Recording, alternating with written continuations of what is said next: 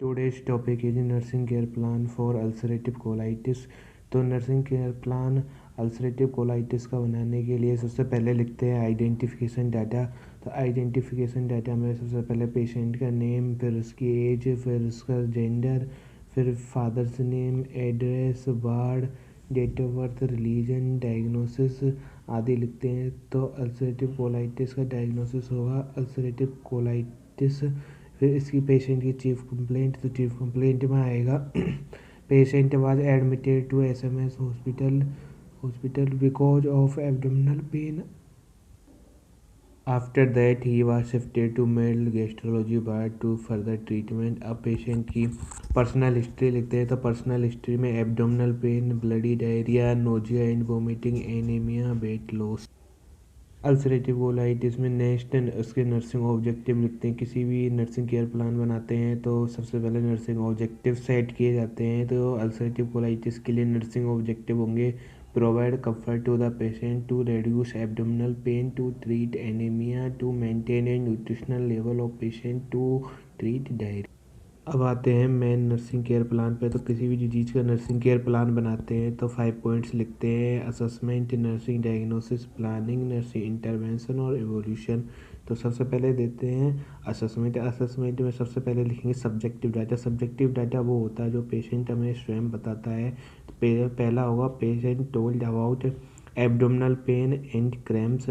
Patient अपने पेट में pen और क्रैम्प्स के बारे में बताता है। दूसरा है patient told about blood in stool, मतलब पेशेंट को ब्लडी स्टूल आ रहा है। ऑब्जेक्टिव डाटा देखिए तो हम पहले वाइटल साइन मॉनिटर करेंगे। तो टेम्परेचर होगा पेशेंट का 99 degree Fahrenheit, pulse rate, respiration और ब्लड प्रेशर चेक करेंगे। फिर पेशेंट के फेशियल कंडीशन देखें तो पेशेंट की फेशियल कंडीशन बहुत ही ज़्यादा पुअर होगी। देखते हैं नर्सिंग डायग्नोसिस। तो पहला नर्सिंग डायग्नोसिस होगा abdominal pain due to inflammation related to ulcerative colitis.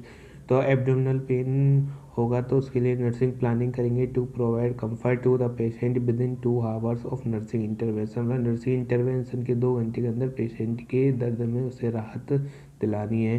तो इसके लिए क्या क्या नर्सिंग इंटरवेंशन करेंगे। तो सबसे पहले होगा provide a comfortable position to the patient. दूसरा provide analgesic as dicyclomine to relieve pain as prescribed. जो भी एब्डोमिनल पेन है, एब्डोमिनल क्रैम्प्स आते हैं तो डाइक्लोमाइन इंजेक्शन, डाइसाइक्लोमाइन इंजेक्शन लगाते हैं आईएम। एवोल्यूशन देखें तो after the 2 hour of nursing intervention patient feels relief from pain. मतलब जो नर्सिंग इंटरवेंशन करेंगे एब्डोमिनल पेन को कम करने के लिए उनके 2 घंटे के बाद पेशेंट को आराम मिल जाता है। दूसरा नर्सिंग डायग्नोस देखें तो दूसरा नर्सिंग डायग्नोस होगा anaemia related to disease condition and further surgery. जो एब्डोमिनल पेन होगा और डिजीज कंडीशन होगी उसके बाद पेशेंट को एनीमिया खून की कमी भी हो सकती है। तो इसके लिए नर्सिंग इंटरवेंशन करेंगे to promote patient nutritional level and help patient to get rid of anaemia. Anaemia को से छुटकारा पाने के लिए पेशेंट के न्यूट्रिशनल लेवल को मेंटेन करेंगे तथा उसकी एनीमिया से बचाने में सहायता करेंगे। तो सबसे पहला नर्सिंग इंटरवेंशन होगा कीप पेशेंट और nutritional feeding and give him high protein vitamin diet. Patient को हाई प्रोटीन और विटामिन डाइट प्रोवाइड करेंगे। Administer infusion fluid DNS RL NS H prescribed by physician. को आईवी फ्लूइड्स प्रदान करेंगे। Give finger food to patient if he able to eat orally. अगर patient मुंह से खाने के लिए अलाउ हो तो उसके लिए फिंगर फूड प्रोवाइड करेंगे। नर्सिंग एवोल्यूशन देखें तो patients anaemia is now below normal, his RBC count normal है, प्लेटलेट्स आर आल्सो नॉर्मल। तीसरा नर्सिंग डायग्नोसिस होगा diarrhoea related to disease condition. तो इसके लिए नर्सिंग इंटरवेंशन होगा to relieve patient diarrhoea within 6 to 7 our.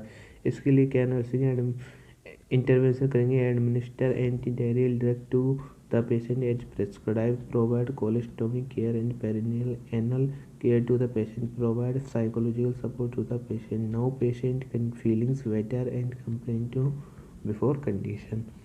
किसी भी nursing care plan में लास्ट में हेल्थ एजुकेशन लिखना बहुत ही ज़रूरी होता है। तो इसमें सबसे पहले हेल्थ एजुकेशन क्या लिखेंगे about self care. Ulcerative colitis के पेशेंट को सेल्फ केयर की आवश्यकता होती है। तो instruct patient and his relative to keep personal hygiene and to keep oral care, teeth care, perianal care and perineal care and colostomy care to the patient. दूसरा, educate patient about colostomy, its procedure and result. तीसरा, instruct patient to take all medication timely and aware him about its indication and side effect. Patient को सारी medications timely लेने के लिए encourage करेंगे तथा उनके साइड इफेक्ट के बारे में उसको बताएंगे। Instruct patient about follow up home care and medication. Patient को फॉलो अप और होम केयर के बारे में बताएंगे। Friends, subscribe the channel.